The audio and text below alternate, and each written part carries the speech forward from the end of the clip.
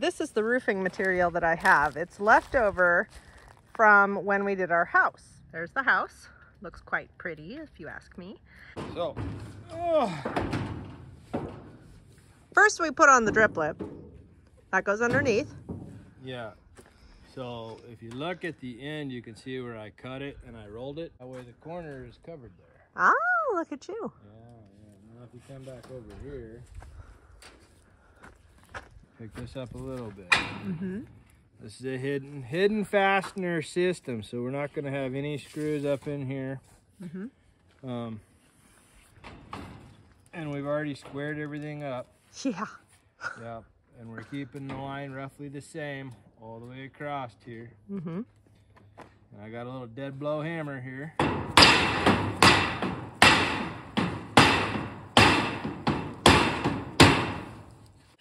Now this is leftover roofing from our house. Yeah, that's a cool thing. It'll match our house. Yeah. Yeah, so. Ooh, I broke my bit. Uh-oh.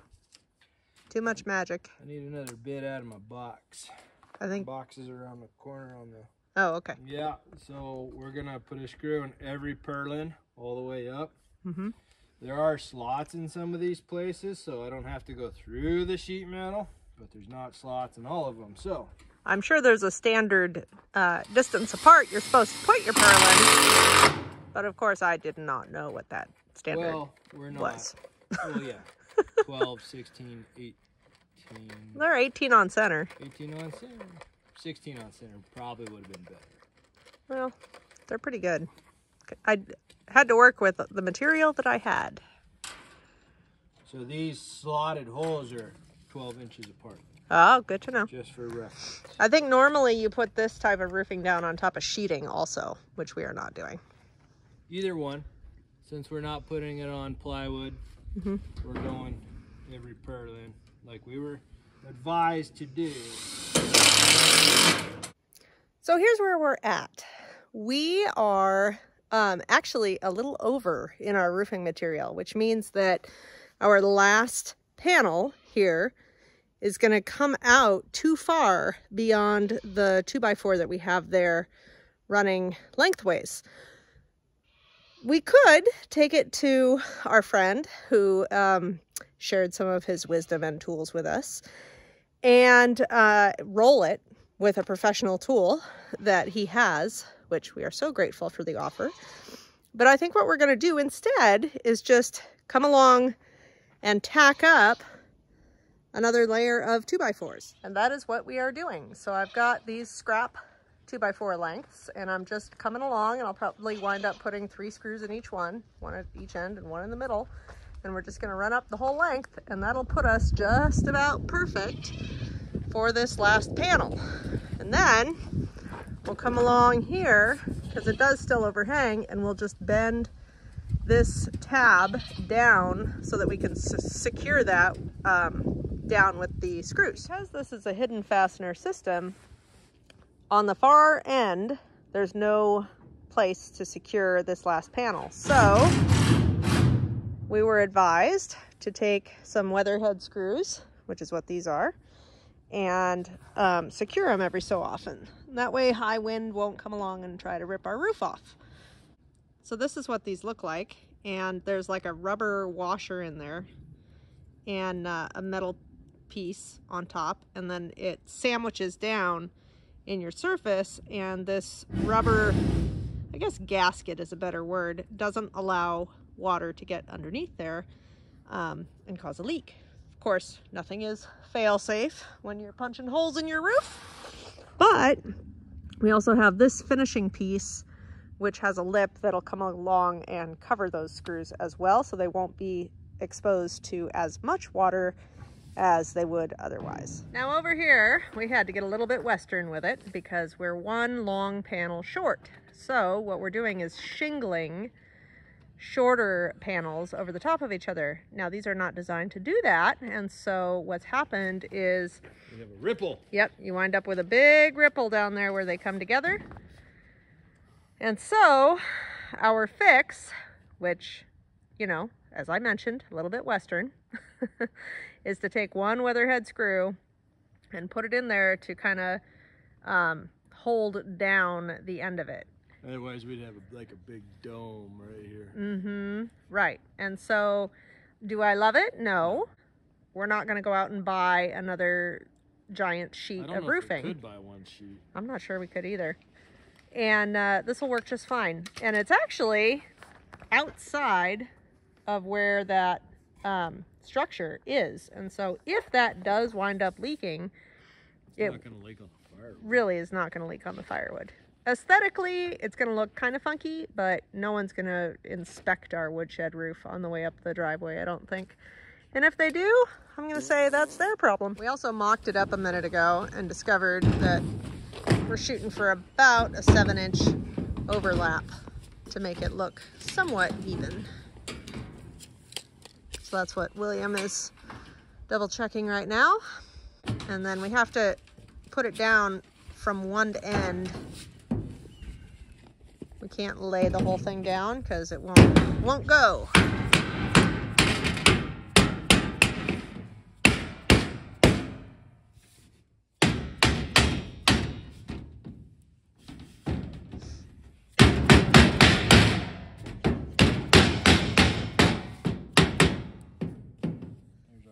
There's our bubble. And it's a pretty extreme bubble. But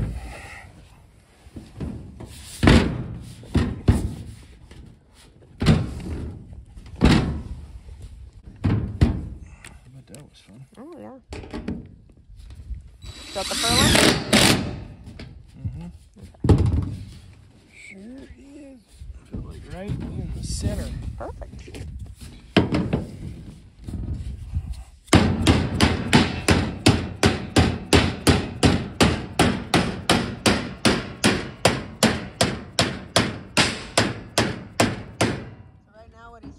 Is rolling bending, the edge. Yeah, bending that edge over so we have something to secure it to.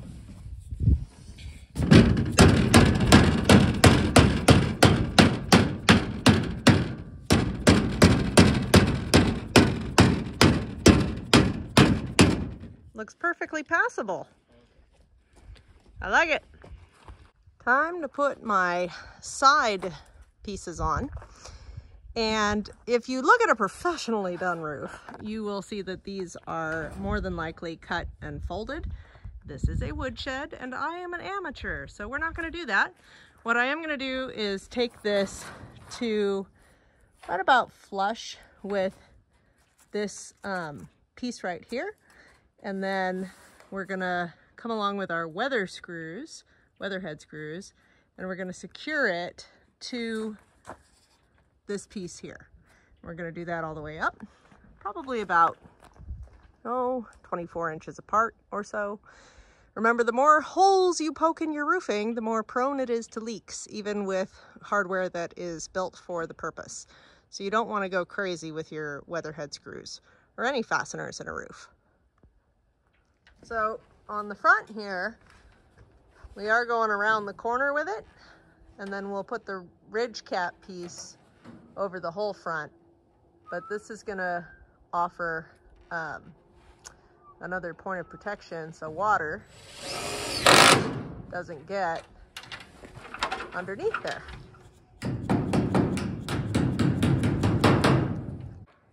So we're using leftover ridge cap to come across the front of this and protect that front fascia board from the weather. Or joint the two together.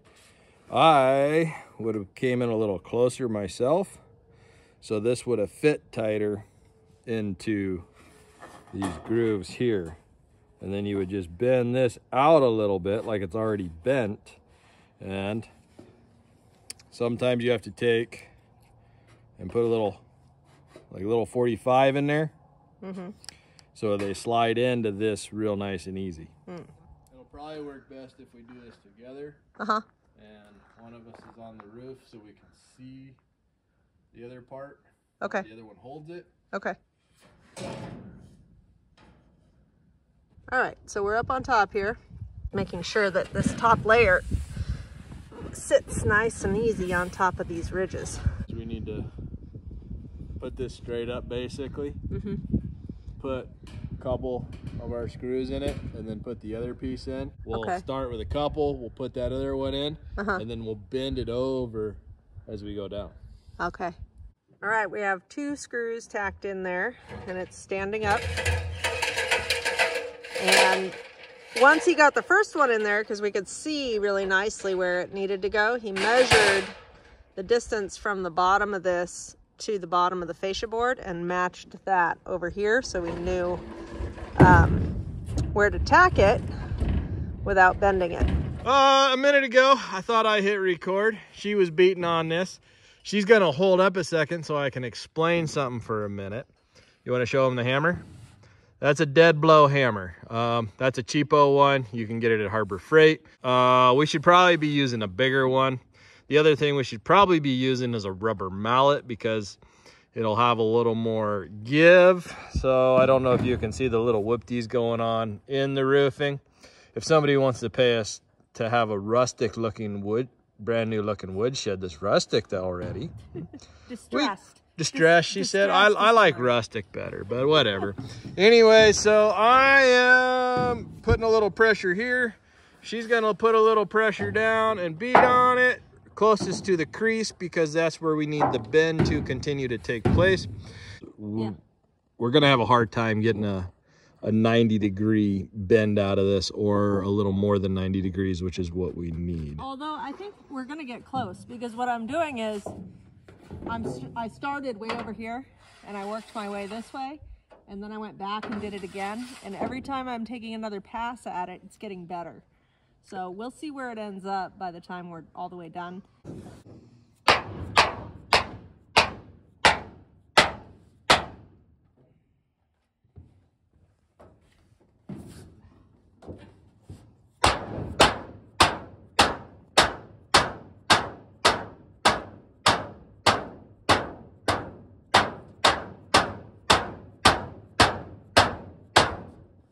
We might want to slide a 2x4 up under here to put against here, because then you're actually beating against something. We're not relying on this gap here. Well, except I don't think it's 2x4 height. Well, we'd still get a fairly good bend. We're going to grab one and give it a try. I pressed record again this time. I'm watching it move. See the smile? All right, so real quick, hold on. One, we got a bigger hammer. More power. This is a 4-pound dead blow. Now, Harbor Freight is cheap. Be selective of what you buy. See what I'm talking about? But see, there is a, that's pretty close to 1-inch thick. If you can find something that really fits what you're working on like that. See, ooh, yeah. So what she's gonna do, she's gonna shove it up in here against the crease, and we're gonna give it something to work on. Ready? Yeah.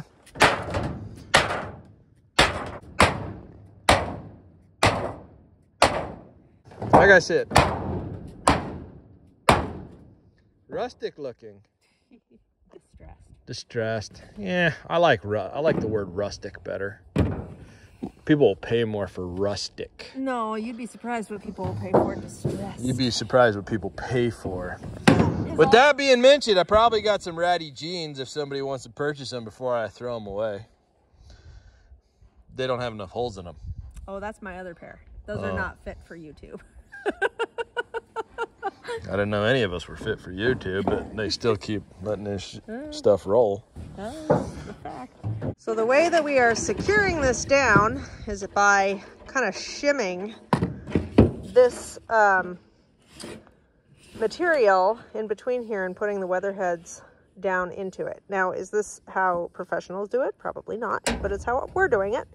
And there's one important consideration I want to point out. So this sheet of roofing is slightly short of the edge of that material. And you do not want these blocks to wind up wicking water back to the bare wood. So instead of pushing it all the way back, or, you know, not worrying about that, we're actually putting it closer to the edge and securing the screws toward the edge instead of toward the back. And here is the finished roof. In the next video, I'll talk about how we put the siding up on the back there. And I just wanted to show you kind of what this looks like. So if I walk around to the front here, and of course we haven't cleaned up our building materials and ladders and whatnot yet, but we will. You can see how that ridge cap worked out just fine.